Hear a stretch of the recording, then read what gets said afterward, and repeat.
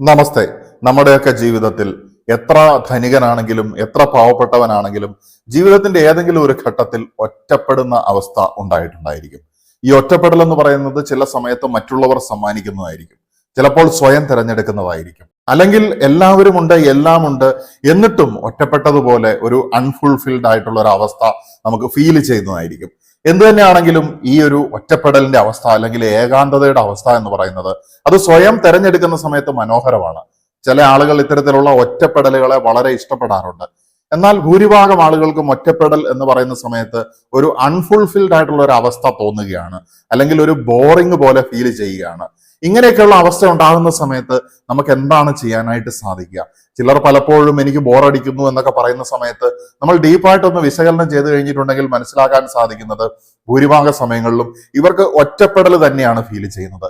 പല കുടുംബങ്ങളിലുള്ള വ്യക്തികൾ തമ്മിലുള്ള കമ്മ്യൂണിക്കേഷൻ ഇന്ന് കുറവാണ്. മൊബൈൽ ഫോണിന്റെയും അല്ലെങ്കിൽ മറ്റു മാധ്യമങ്ങളുടെയൊക്കെ വരവോടുകൂടി ആളുകൾ അവരുടെ ഉള്ളിൽ അല്ലെങ്കിൽ അവരുടെ മുറിയിൽ ഒതുങ്ങുന്നതായിട്ടുള്ള ഒരു അവസ്ഥ നമുക്കിന്ന് കാണാനായിട്ട് സാധിക്കും. എന്തൊക്കെ തന്നെയാണെങ്കിലും നിങ്ങൾ യഥാർത്ഥത്തിൽ ഒറ്റപ്പെട്ടിട്ടുണ്ടെങ്കിലും അല്ലെങ്കിൽ നിങ്ങളുടെ മനസ്സിന്റെ തോന്നലാണെങ്കിലും ഈ ഒറ്റപ്പെടലിനെ നമുക്ക് എങ്ങനെയാണ് യൂട്ടിലൈസ് ചെയ്യാനായിട്ട് സാധിക്കുക? ഈ ഒറ്റപ്പെടലിനെ ഉപകാരപ്രദമാക്കി നമുക്ക് ജീവിതത്തിൽ ഉയർച്ച ഉണ്ടാക്കാനായിട്ട് സാധിക്കുന്നത് എങ്ങനെയാണ്? ഒറ്റപ്പെടുന്ന സമയത്ത്, ഒറ്റപ്പെട്ടു എന്ന് തോന്നിപ്പിക്കുന്ന സമയത്ത് നമ്മൾ ചെയ്യേണ്ടതായിട്ടുള്ള ലളിതമായിട്ടുള്ള കാര്യങ്ങളും എന്നാൽ ജീവിതത്തിൽ വലിയ ഇൻവെസ്റ്റ്മെന്റ് അല്ലെങ്കിൽ മുതൽക്കൂട്ട് ഇമ്പാക്ട് ഉണ്ടാകുന്നതായിട്ടുള്ള എഫക്റ്റീവ് ആയിട്ടുള്ള ചില പ്രാക്ടിക്കൽ ആയിട്ടുള്ള ആശയങ്ങളാണ് ഈ വീഡിയോയിൽ പ്രസന്റ് ചെയ്യുന്നത്. നമ്മൾ കൂടുതലും ആത്മീയതയുടെ അടിസ്ഥാനത്തിലാണ് സംസാരിച്ചുകൊണ്ടിരിക്കുന്നത്. ഒരു സൈക്കോ സ്പിരിച്വൽ അപ്രോച്ച് ആണ് നമ്മുടെ എല്ലാ വീഡിയോകളിലൂടെയും. ആ ഒരു ആശയത്തിന്റെ ബേസിൽ നിന്നുകൊണ്ടാണ് നമ്മൾ സംസാരിക്കുന്നത്. വിവിധ സ്കൂൾ ഓഫ് തോട്ടുകളെ സംയോജിപ്പിച്ചുകൊണ്ട് നമ്മളൊരു എക്ലറ്റിക്കൽ അപ്രോച്ച് ആണ് ഫോളോ ചെയ്യുന്നത് എന്നുണ്ടെങ്കിലും നമ്മൾ ബേസിക്കലി നമുക്ക് ഭൗതികമായിട്ടുള്ള അല്ലെങ്കിൽ സൈക്കോളജിയുടെ സയൻസിന്റെ അപ്പുറത്തേക്കുള്ള തലങ്ങളെയും കൂടി നമ്മൾ ജീവിതത്തിന്റെ ഉയർച്ചയ്ക്ക് വേണ്ടി വിനിയോഗിക്കണം എന്നുള്ള ഒരു ആശയത്തിൽ തന്നെയാണ് മുന്നോട്ട് പോയിക്കൊണ്ടിരിക്കുന്നത്. അപ്പൊ ചില ആളുകൾക്ക് ചിലപ്പോൾ നിരീശ്വരവാദികളായിട്ടുള്ള വ്യക്തികൾ അല്ലെങ്കിൽ യുക്തിവാദികളായിട്ടുള്ള വ്യക്തികൾ അവർക്കൊക്കെ ചിലപ്പം ഈ പറയുന്ന സൊല്യൂഷൻസ് അല്ലെങ്കിൽ ഇതുവരെ കേട്ടതായിട്ടുള്ള പല കാര്യങ്ങളും ചിലപ്പം അക്സെപ്റ്റ് ചെയ്യാൻ പറ്റിക്കണമെന്നില്ല. പക്ഷേ ഈ വീഡിയോയിൽ പറയുന്ന കാര്യങ്ങൾ തീർച്ചയായിട്ടും ഏത് രീതിയിലുള്ള ചിന്താഗതികൾ വെച്ച് പുലർത്തുന്ന ആൾക്കാർക്കും ഉപകാരപ്രദമായിട്ട് ഉപയോഗിക്കാനായിട്ട് വരുന്ന കാര്യങ്ങൾ തന്നെയാണ്. ഒറ്റപ്പെടുന്ന അവസ്ഥയിൽ നമ്മൾ ഒന്നാമതായിട്ട് ചെയ്യേണ്ട സൊല്യൂഷൻ എന്ന് പറയുന്നത് നമ്മുടെ ഹയർ സെൽഫുമായിട്ട് അടുക്കുക എന്നുള്ളതാണ്. നമ്മൾ സാധാരണഗതിയിൽ ഹയർ സെൽഫ് അല്ലെങ്കിൽ നമ്മുടെ ഒരു ഐഡിയൽ സെൽഫ് എന്നുള്ള വാക്കുകളൊക്കെ കേൾക്കുന്നത് ആത്മീയതയിലാണ്. സൈക്കോളജിയിലേക്ക് വരുന്ന സമയത്ത് നമുക്ക് ഐഡിയൽ സെൽഫ് എന്നുള്ള രീതിയിൽ ഇതിനെ ഉപയോഗിക്കുന്നത് കാണാനായിട്ട് സാധിക്കും. എന്ന് വെച്ച് കഴിഞ്ഞിട്ടുണ്ടെങ്കിൽ ഹയർ സെൽഫ് എന്ന് പറയുമ്പോൾ നമ്മുടെ ഉള്ളിലെ തന്നെ ഒരു ദൈവികമായിട്ടുള്ള ഭാവമാണ്. നമ്മുടെ ഉള്ളിലെ തന്നെ ഏറ്റവും ഹയസ്റ്റ് ആയിട്ടുള്ള ഫുള്ളസ്റ്റ് ആയിട്ടുള്ള പൊട്ടൻഷ്യലിൽ എത്തുന്ന ഒരു അവസ്ഥ തന്നെയാണ് സ്പിരിച്വാലിറ്റിയിലും ഹയർ സെൽഫ് എന്ന് പറയുന്നത്. സൈക്കോളജിയിലേക്ക് വരുന്ന സമയത്ത് ഐഡിയൽ സെൽഫ് എന്ന് പറയുന്ന കൺസെപ്റ്റ് നമുക്ക് കാണാനായിട്ട് സാധിക്കും. നമ്മൾ വിശ്വാസിയാണെങ്കിലും അവിശ്വാസിയാണെങ്കിലും, വിശ്വാസിയാണെങ്കിൽ അതിൽ ദൈവത്തിനെ കൂട്ടുപിടിക്കാം. ഇനി അവിശ്വാസിയാണ് എന്നുണ്ടെങ്കിൽ നമുക്ക് ഹയർ സെൽഫ് എന്ന് പറയുന്ന സമയത്ത് നമ്മുടെ ഐഡിയൽ സെൽഫിനെ തന്നെ നമുക്ക് അവിടെ അവരോധിക്കാവുന്നതാണ്. ഐഡിയൽ സെൽഫ് എന്ന് പറയുമ്പോൾ നമ്മുടെ എല്ലാവരുടെ ഉള്ളിലും ഉണ്ട്, എനിക്ക് ഇങ്ങനെ ആയി തീരണം, എനിക്ക് ഇന്ന രീതിയിലുള്ള ബെറ്റർ ആയിട്ടുള്ള അവസ്ഥകളിലേക്ക് എത്തണം, എന്റെ ഉള്ളിലെ തന്നെ ഏറ്റവും ബെറ്റർ ആയിട്ടുള്ള ഒരു ഞാൻ എന്റെ ഉള്ളിൽ എപ്പോഴും നമ്മൾ സൂക്ഷിക്കുന്ന ഒരു കാര്യമാണ്. അതിലേക്ക് എത്തിച്ചേരാനാണ് ഓരോ മനുഷ്യന്റെയും ആഗ്രഹവും സ്വപ്നവും. പക്ഷെ കുറച്ചു പേർക്ക് മാത്രമാണ് അതിലേക്ക് എത്തിച്ചേരാനുള്ള വഴി അറിയുന്നത്. അപ്പൊ നമുക്ക് ഈ ഒറ്റപ്പെടൽ തോന്നുന്നതായിട്ടുള്ള അവസരങ്ങളിൽ നമുക്ക് കൃത്യമായിട്ട് വിനിയോഗിക്കാനായിട്ട് സാധിക്കും. എങ്ങനെയാണ് എന്റെ ഹയർ സെൽഫുമായിട്ട് എനിക്ക് കൂടുതൽ അടുക്കാനായിട്ട് സാധിക്കുന്നത്, അല്ലെങ്കിൽ എന്റെ ഐഡിയൽ സെൽഫിനെ എനിക്ക് എങ്ങനെ തിരിച്ചറിയാനായിട്ട് സാധിക്കും, അല്ലെങ്കിൽ എന്റെ റിയൽ സെൽഫ് അഥവാ ഇപ്പോഴുള്ള ഈ അവസ്ഥയും എന്റെ ഐഡിയൽ സെൽഫ് അല്ലെങ്കിൽ ഹയർ സെൽഫും തമ്മിലുള്ള അന്തരത്തിനെ അടുപ്പിച്ചുകൊണ്ട് ഒന്നാകാനായിട്ട് സാധിക്കുന്നത്. ഇങ്ങനെ ആയിരിക്കുന്ന സമയത്ത് നമുക്ക് ജീവിതത്തിൽ ഉയർച്ച ഉണ്ടാവുകയാണ്. നമ്മൾ ഒരു സെൽഫ് ഡെവലപ്മെന്റ് അല്ലെങ്കിൽ ഒരു ഹൈ ലെവലിലുള്ള പേഴ്സണാലിറ്റി ഡെവലപ്മെന്റ് തന്നെ അവിടെ സാധ്യമാക്കുകയാണ്. അപ്പൊ നമ്മൾ ഒറ്റപ്പെടുന്ന വേള എന്ന് പറയുന്നത് ഹയർ സെൽഫുമായിട്ട് അടുക്കാനുള്ള അവസരമാണ്. അതിനുവേണ്ടി പ്രപഞ്ചം നമുക്ക് തരുന്ന അല്ലെങ്കിൽ എൻവയോൺമെന്റ് നമ്മുടെ മുന്നിൽ നമ്മളെ എത്തിക്കുന്നതായിട്ടുള്ള ഒരവസ്ഥയാണ് എന്നുള്ളത് മനസ്സിലാക്കി കഴിഞ്ഞിട്ടുണ്ടെങ്കിൽ ഒറ്റപ്പെടലുകൾ നമ്മളെ ഒറ്റപ്പെടുത്തുകയില്ല, നമ്മൾ അൺപ്രൊഡക്റ്റീവ് ആകുകയില്ല, നമുക്ക് ജീവിതത്തിൽ വിരസത തോന്നുകയില്ല. നമുക്ക് ജീവിതത്തിൽ പല രീതിയിൽ ജീവിതം അവസാനിപ്പിക്കുന്ന ആൾക്കാരൊക്കെ ഉണ്ട്. അങ്ങനെയുള്ള അവസ്ഥകളിൽ നിന്നൊക്കെ നമുക്ക് രക്ഷപ്പെട്ട് ആത്മഹത്യനെ പോലും പരാജയപ്പെടുത്താനായിട്ട് സാധിക്കുമെന്നുള്ളതാണ് ഈ ഒറ്റപ്പെടലിനെ നമ്മൾ കൃത്യമായിട്ട് യൂട്ടിലൈസ് ചെയ്തിട്ടുണ്ടെങ്കിൽ സാധ്യമാകുന്ന കാര്യം എന്ന് പറയുന്നത്. ഒറ്റപ്പെടുന്ന അവസ്ഥയിൽ നമ്മൾ ചിന്തിക്കേണ്ട അടുത്തതായിട്ടുള്ള വളരെ പ്രാക്ടിക്കൽ ആയിട്ടുള്ളതും നിങ്ങൾക്കും നിങ്ങളുടെ കുടുംബത്തിനും ചുറ്റിനുമുള്ള ആൾക്കാർക്കും ഒക്കെ അല്ലെങ്കിൽ സമൂഹത്തിന് പോലും ഉപകാരപ്രദമാകുന്ന ഒരു കാര്യം എന്ന് പറയുന്നത്, എന്റെ കയ്യിൽ എത്ര പണമുണ്ട്, അല്ലെങ്കിൽ എന്റെ കയ്യിൽ സീറോ ആണോ എന്റെ കയ്യിലുള്ള പണം, എന്ത് അവസ്ഥയാണെങ്കിലും പൂജ്യത്തിൽ നിന്നാണെങ്കിലും എങ്ങനെ എൻ്റെ കയ്യിലുള്ള അസറ്റ് അല്ലെങ്കിൽ ധനം വർദ്ധിപ്പിക്കാം എന്നുള്ള വഴികൾ നമ്മൾ ചിന്തിക്കേണ്ടതുണ്ട്. പല ആളുകളും മതങ്ങളുടെ കെട്ടുപാടിൽ കിടക്കുന്നത് കൊണ്ട് ഇപ്പോഴും പണവും സമൃദ്ധിയും ഒക്കെ ഉണ്ടാക്കുന്നത് ആത്മീയതയ്ക്ക് എതിരാണ് എന്നാണ് വിശ്വസിക്കുന്നത്. പക്ഷെ നമ്മൾ ഈ ആധുനിക കാലത്ത് ഈ കലിയുഗത്തിൽ നിങ്ങൾക്ക് പണമില്ലാതെ സർവൈവ് ചെയ്യാൻ പറ്റുമോ എന്നുള്ള ഒരു ചോദ്യം ഞാൻ മുന്നോട്ട് വെച്ചിട്ടുണ്ടെങ്കിൽ നിങ്ങൾക്ക് അതിന് ഉത്തരം ഉണ്ടാവുകയില്ല. അതുപോലെ തന്നെ നിങ്ങൾ ഒരുപാട് കടബാധ്യതയുള്ള വ്യക്തിയാണ് എന്നുണ്ടെങ്കിൽ ആ കടബാധ്യതയോടുകൂടി തന്നെ നിങ്ങൾക്ക് സമാധാനമായിട്ട് ജീവിക്കാൻ സാധിക്കുന്നുണ്ടോ എന്ന് ചോദിച്ചു കഴിഞ്ഞാൽ അതിനും ഉത്തരം ഉണ്ടാവുകയില്ല. It is our responsibility. നമ്മുടെ ഉത്തരവാദിത്തമാണ് നമ്മുടെ കർമ്മം കൃത്യമായിട്ട് ചെയ്യുക എന്നുള്ളത്. ആധുനിക കാലത്ത് അല്ലെങ്കിൽ കലിയുഗത്തിൽ നമ്മുടെ കർമ്മം കൃത്യമായിട്ട് ചെയ്യണം എന്നുണ്ടെങ്കിൽ അതിന് വേണ്ടതായിട്ടുള്ള ഒരു പ്രധാനപ്പെട്ട ടൂൾ അല്ലെങ്കിൽ ആയുധം തന്നെയാണ് ധനം എന്ന് പറയുന്നത്, അസറ്റ് എന്ന് പറയുന്നത്. സോ പൂജ്യത്തിലാണെങ്കിലും നിങ്ങൾ ധനമുള്ള ഒരാളാണെങ്കിലും എങ്ങനെയാണ് അത് വർദ്ധിപ്പിക്കാനായിട്ട് സാധിക്കുക, എങ്ങനെയാണ് അത് മൾട്ടിപ്ലൈ ചെയ്യാനായിട്ട് സാധിക്കുക എന്നുള്ള ചിന്തകൾ നിങ്ങൾ വെച്ച് പുലർത്തുകയാണെങ്കിൽ ഒറ്റപ്പെടലിന്റെ വിരസതയുടെ നിമിഷങ്ങളെ നിങ്ങൾ പ്രൊഡക്റ്റീവ് ആക്കിയിട്ട് മാറ്റുകയാണ്. ചിലപ്പം ആത്മീയതയിൽ വളരെ ഉയർന്ന അവസ്ഥയിൽ പോകുന്ന സമയത്ത് പണം ആവശ്യമില്ല എന്നൊക്കെ നമുക്ക് തോന്നും. എന്നിരുന്നാലും ഒരു സന്യാസി അലഞ്ഞു തിരിഞ്ഞ് നടക്കുന്നതായിട്ടുള്ള ഒരു വ്യക്തിയാണെങ്കിൽ പോലും അയാൾ കഴിക്കുന്ന ഭക്ഷണം മറ്റേതോ ഒരുവന്റെ അധ്വാനമാണ് എന്നുള്ളതാണ്. അധ്വാനത്തിന്റെ ഏറ്റവും സംശുദ്ധമായിട്ടുള്ള ഒരു എസൻസ് പോലെ നമുക്ക് എടുക്കാൻ പറ്റുന്ന ഒരു കാര്യമാണ് പണം എന്ന് പറയുന്നത്. So money is there everywhere. പല രൂപത്തിൽ പല ഭാവത്തിൽ നമ്മളുടെ മുന്നിലൂടെ വരുന്നുണ്ട്. ഇനി നമ്മൾ സമാധി അവസ്ഥയിൽ പോയാൽ മാത്രമേ നമുക്ക് ഈ ധനം ആവശ്യമില്ലാതെ വരുന്നുള്ളൂ. എന്നിരുന്നാലും നമ്മുടെ ശരീരം ഇവിടെ ഉപേക്ഷിച്ച് ആത്മാവ് പോവുകയാണെങ്കിൽ പോലും ആ ശരീരം അടക്കം ചെയ്യണമെങ്കിൽ പോലും അവിടെ പണം ആവശ്യമാണ് എന്നുള്ള സത്യം നമ്മൾ മനസ്സിലാക്കേണ്ടതുണ്ട്. ഈ ഒരു അവസരത്തിൽ പണത്തിനെ അന്ധമായിട്ട് സ്നേഹിക്കാനല്ല പറയുന്നത്. പണത്തിനെ മറ്റെല്ലാത്തിനെയും സ്നേഹിക്കുന്നത് പോലെ സ്നേഹിക്കണം. സമൃദ്ധിയെ സ്നേഹിക്കണം. ദൈവത്തിന്റെ അനുഗ്രഹങ്ങൾ നമ്മൾ ഇഷ്ടപ്പെടുന്നുണ്ട്. അതുപോലെ തന്നെയുള്ള അനുഗ്രഹമാണ് സമൃദ്ധി അല്ലെങ്കിൽ ധനം എന്ന് പറയുന്നത്. ഐശ്വര്യമാണ്, ലക്ഷ്മിയാണ് എന്നുള്ള കാര്യം മനസ്സിലാക്കി അതിനെ വർദ്ധിപ്പിക്കാനായിട്ട്, അതിനെ കൂടുതലായിട്ട് കൂട്ടത്തിൽ ചേർക്കാനായിട്ട്, കൂടെ കൊണ്ടുപോകാനായിട്ട്, കൂട്ടത്തിൽ നിർത്തി വളർത്തുവാനായിട്ട് ശ്രമിക്കുക എന്നുള്ളത് ഈ ഒരു കലിയുഗത്തിൽ കർമ്മയോഗികളുടെ ഒരു കർമ്മം അല്ലെങ്കിൽ ഉത്തരവാദിത്വം കൂടിയാണ്. തീർച്ചയായിട്ടും എല്ലാ വ്യക്തികളും ആത്മീയമായിട്ട് ഏറ്റവും ഉയർന്ന അവസ്ഥയിൽ എത്തിക്കൊള്ളണമെന്നില്ല. അങ്ങനെ ആയിരിക്കുന്ന നമ്മുടെ ജീവിത കാലഘട്ടത്തിൽ കാണുന്നതായിട്ടുള്ള വ്യക്തികൾക്ക് ഉപകാരപ്പെടുന്ന രീതിയിലെങ്കിലും കാര്യങ്ങളെ കൊണ്ടുവരണമെങ്കിൽ തീർച്ചയായിട്ടും ധനം ആവശ്യമാണ്. ധനമില്ലാതെ എന്ത് ചെയ്യാൻ സാധിക്കുമെന്ന് ചോദിച്ചു കഴിഞ്ഞിട്ടുണ്ടെങ്കിൽ വെറും സ്വപ്നങ്ങൾ പോലെയുള്ള ഉത്തരങ്ങൾ മാത്രമായിരിക്കും നമുക്ക് ലഭിക്കുക. മൂന്നാമതായിട്ട് ശ്രദ്ധിക്കേണ്ട ഒരു കാര്യമാണ് ശരീരത്തിന്റെ ആരോഗ്യം നിലനിർത്തുക എന്നുള്ളത്. നമുക്ക് എന്തൊക്കെ ഉണ്ടെങ്കിലും ശരീരത്തിന്റെ ആരോഗ്യം ഇല്ല എന്നുണ്ടെങ്കിൽ നമുക്ക് നല്ല രീതിയിൽ കാര്യങ്ങൾ ചെയ്യാനായിട്ട് സാധിക്കില്ല. നമ്മളെ പാടെ തളർത്തിക്കളയുന്ന ഒരു സംഗതിയാണ് അനാരോഗ്യം അല്ലെങ്കിൽ രോഗങ്ങൾ എന്ന് പറയുന്നത്. രോഗങ്ങൾ വന്നാൽ എങ്ങനെയാണ് എൻ്റെ അവസ്ഥകളെ ബെറ്റർ ആക്കാനായിട്ട് സാധിക്കുക? രോഗാവസ്ഥയിൽ നിന്നുകൊണ്ട് തന്നെ എനിക്ക് എങ്ങനെ പ്രൊഡക്റ്റീവായിട്ട് പോകാനായിട്ട് സാധിക്കും? അല്ലെങ്കിൽ രോഗം വരുന്നതിനേക്കാൾ നല്ലതാണ് രോഗം വരാതെ നോക്കുന്നത് എന്ന് പറയുന്നതിന്റെ അടിസ്ഥാനത്തിൽ ഈ രോഗം വരാതിരിക്കുന്ന അവസ്ഥയിൽ എൻ്റെ ശരീരത്തിനെ എനിക്ക് എങ്ങനെ സംരക്ഷിക്കാനായിട്ട് സാധിക്കും? വേണ്ട രീതിയിലുള്ള വ്യായാമങ്ങളും ഭക്ഷണക്രമം, ഉറക്കം തുടങ്ങിയ കാര്യങ്ങളെയൊക്കെ എങ്ങനെ ചിട്ടപ്പെടുത്തണം എന്നുള്ളതൊക്കെ നമ്മൾ ഒറ്റയ്ക്കിരിക്കുന്ന അവസരങ്ങളിൽ ആലോചിക്കുകയും പ്രവർത്തിപ്പിക്കുകയും ചെയ്യേണ്ടതായിട്ടുള്ള ഒരു കാര്യമാണ്. തീർച്ചയായിട്ടും മുൻപുള്ള വീഡിയോകളിൽ റേസ് യുവർ വൈബ്രേഷൻ എന്നൊക്കെയുള്ള ടോപ്പിക്കുകളിൽ പറഞ്ഞിട്ടുള്ള വീഡിയോകളിൽ വളരെ വിശദമായിട്ട് ഇതൊക്കെ പറഞ്ഞതുകൊണ്ട് ഞാൻ ഇവിടെ അത് ആവർത്തിക്കുന്നില്ല. അടുത്ത പോയിന്റിലേക്ക് നീങ്ങുകയാണ്. നാലാമതായിട്ട് ഒറ്റപ്പെടലിനെ മറികടക്കാനായിട്ട് നമ്മൾ ഉപയോഗിക്കേണ്ടതായിട്ടുള്ള ഒരു പ്രധാനപ്പെട്ട കാര്യം, ഒറ്റപ്പെടൽ ഉണ്ടെങ്കിൽ മാത്രമല്ല നമ്മൾ തീർച്ചയായിട്ടും നമ്മുടെ ജീവിതത്തിൽ നമ്മുടെ കർമ്മം ഫലവത്തായിട്ടുള്ള രീതിയിൽ, അർത്ഥവത്തായിട്ടുള്ള രീതിയിൽ ചെയ്യണമെന്നുണ്ടെങ്കിൽ ഇത് കൂടിയേ മതിയാകൂ. സർഗസൃഷ്ടി നടത്തുക എന്നുള്ളത്. നമുക്ക് ഏതെങ്കിലും മേഖലയിൽ ഒരു കഴിവുണ്ടാകുമെന്നുള്ളത് പല വീഡിയോകളിൽ ഞാൻ ആവർത്തിച്ച് പറഞ്ഞിട്ടുള്ള ഒരു കാര്യമാണ്. ചിലർക്ക് പാട്ട് പാടാനുള്ള കഴിവായിരിക്കും, കഥ എഴുതാനുള്ള കഴിവായിരിക്കും, ഇനി കലാപരമായിട്ടുള്ള മേഖലകൾക്ക് അപ്പുറത്തേക്ക് എഞ്ചിനീയറിംഗ് വൈദഗ്ധ്യങ്ങളായിരിക്കും, ബിസിനസ് ചെയ്യാനുള്ള കഴിവുകളായിരിക്കും. അങ്ങനെ പല രീതിയിലുള്ള കഴിവുകൾ നമ്മുടെ ഉള്ളിലുണ്ട് എന്നുള്ളതാണ്. ചിലർക്ക് നല്ല കരവിരുതുകൾ ഉണ്ടാവും, നല്ല തമാശ പറയാനുള്ള കഴിവ്, നന്നായി സംസാരിക്കാനുള്ള കഴിവ്, നന്നായി പഠിപ്പിക്കാനുള്ള കഴിവ്, നന്നായി അഭിനയിക്കാനുള്ള കഴിവ്. അങ്ങനെ ഏതെങ്കിലും ഒരു മേഖലയിൽ നമ്മൾ മാസ്റ്ററാണ്. ഏതെങ്കിലും ഒരു മേഖലയിൽ വേണ്ടതായിട്ടുള്ള അനുഗ്രഹങ്ങൾ നൽകിയിട്ടാണ് ദൈവം ഇങ്ങോട്ട് വിട്ടിരിക്കുന്നത്. ഇനി നമ്മൾ ഏതെങ്കിലും രീതിയിലുള്ള ഒരു ഡിഫറൻ്റ്ലി ഏബിൾഡ് ആയിട്ടുള്ള ഒരു അവസ്ഥയിലാണെങ്കിൽ പോലും നമുക്ക് അവിടെയും നമുക്ക് ഏറ്റവും പവർഫുൾ ആയിട്ടുള്ള ഒരു മേഖല ഉണ്ടാകും എന്നുള്ളതാണ്. നമ്മൾ കുട്ടികളിലേക്കൊക്കെ നോക്കുന്ന സമയത്ത് നമുക്കത് കാണാനായിട്ട് സാധിക്കും.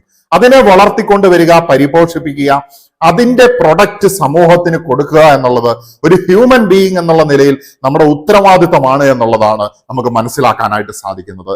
അപ്പൊ നമ്മുടെ സർഗ സൃഷ്ടി സമൂഹത്തിന് കാഴ്ചവെക്കുക, സമൂഹത്തിന് ഉപകാരപ്രദമാകുന്ന രീതിയിൽ, നിനക്കും നിന്റെ കുടുംബത്തിനും ഉപകാരപ്രദമാകുന്ന രീതിയിൽ സർഗശേഷി നിനക്ക് കാഴ്ചവെക്കാനായിട്ട് സാധിച്ചിട്ടുണ്ടോ എന്നുള്ളത് ചിന്തിക്കാനും അല്ലെങ്കിൽ പ്രവർത്തിപ്പിക്കാനുമുള്ള സമയമാണ് ഒറ്റപ്പെടലിന്റെ സമയം എന്ന് പറയുന്നത്.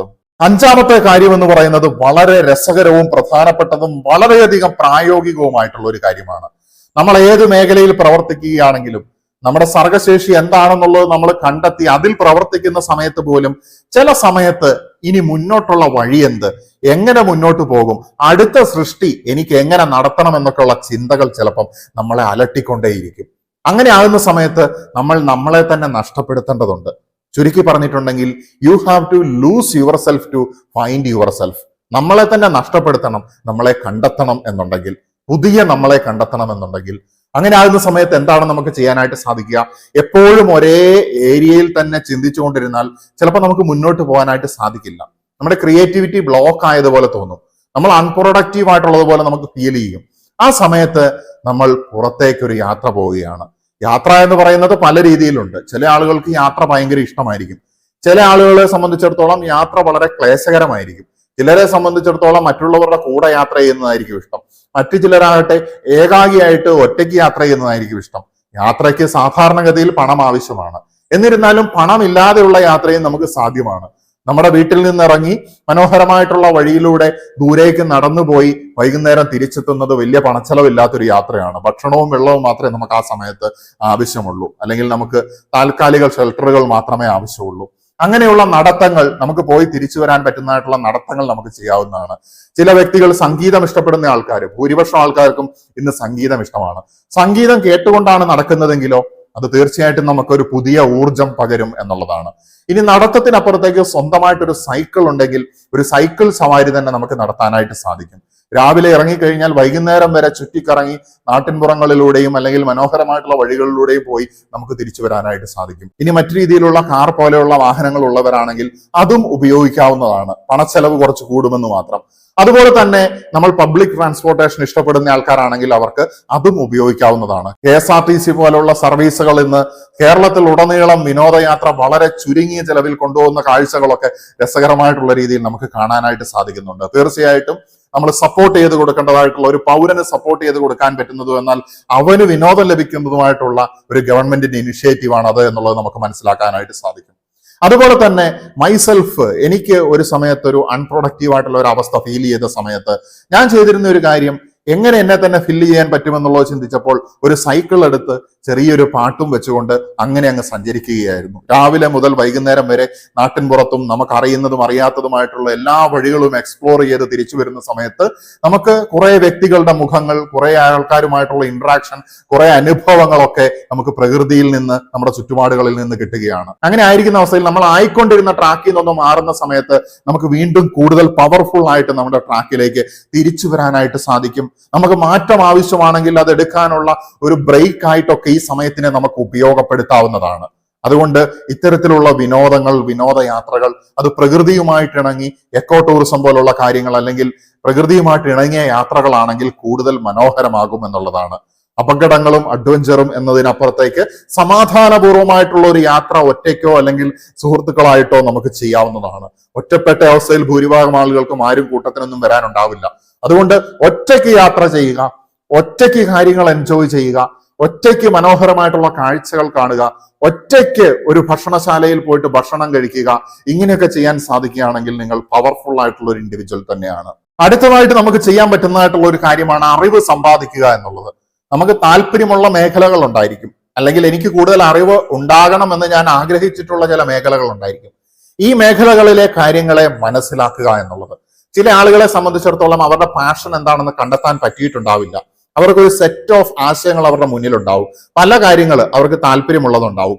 അതൊക്കെ ഒന്ന് ലിസ്റ്റ് ചെയ്തിട്ട് അതിനെക്കുറിച്ച് കൂടുതൽ വായിക്കുക, അതിനെക്കുറിച്ച് കൂടുതൽ ഇന്റർനെറ്റിൽ സർഫ് ചെയ്യുക, അതിനെക്കുറിച്ച് കൂടുതൽ അറിവുകൾ സമ്പാദിക്കുന്ന സമയത്ത് ഏതാണ് എന്റെ വഴി എന്നുള്ളത് കൃത്യമായിട്ട് അറിയാനായിട്ട് പ്രപഞ്ചം നമ്മളെ സഹായിക്കുന്നത് അത്ഭുതകരമായിട്ടുള്ള രീതിയിൽ നമുക്ക് സാക്ഷിയാകാനായിട്ട് സാധിക്കും.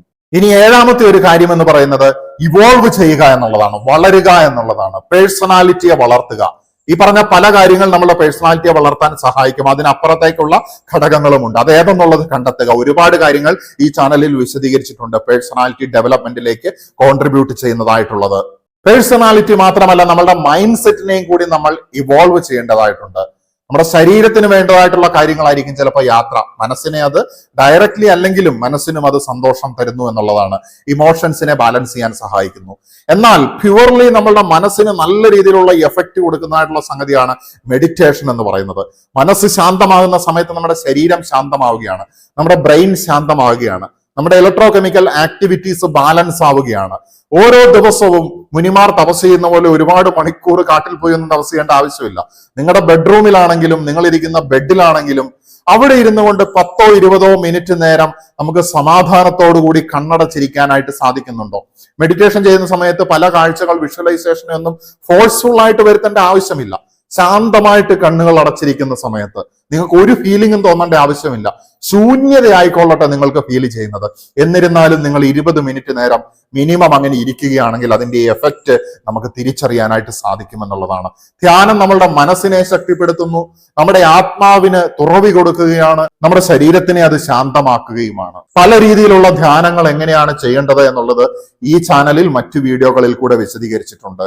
ആത്യന്തികമായിട്ട് മനസ്സിലാക്കേണ്ടത് ഇത്തരത്തിലുള്ള ഒറ്റപ്പെടലുകൾ നിങ്ങളുടെ ജീവിതത്തിന്റെ പർപ്പസ്, നിങ്ങളുടെ ജീവിതത്തിന്റെ അർത്ഥം അതിനെ കണ്ടെത്തിക്കൊണ്ട്, നിങ്ങളുടെ കർമ്മത്തിനെ കണ്ടെത്തിക്കൊണ്ട് നിങ്ങളുടെ ജീവിതത്തിനെ വിജയത്തിലേക്ക് കൊണ്ടുപോകാനായിട്ട് പ്രപഞ്ചം തരുന്നതായിട്ടുള്ള ഒരു ബ്രേക്ക് ആണ് എന്നുള്ളതാണ്. ഈ അവസരത്തിൽ നിരാശപ്പെടാതെ സെൽഫ് എക്സ്പ്ലോറേഷൻ നടത്തുമ്പോൾ, സെൽഫ് ഡിസ്കവറി നടത്തുമ്പോൾ, സെൽഫ് റിഫ്ലക്ഷൻ നടത്തുമ്പോൾ, അവനവനെ തന്നെ പ്രതിഫലിപ്പിച്ച് മുന്നിൽ കാണുന്ന സമയത്ത് നമ്മുടെ നെഗറ്റീവ്സും പോസിറ്റീവ്സും കഴിവുകളും കഴിവുകേടുകളും ഒക്കെ കാണാനും അംഗീകരിക്കാനും പരിപോഷിപ്പിക്കാനുമുള്ള അവസരം പ്രപഞ്ചമായിട്ട് നമ്മുടെ മുന്നിൽ കൊണ്ട് തന്നിരിക്കുകയാണ്.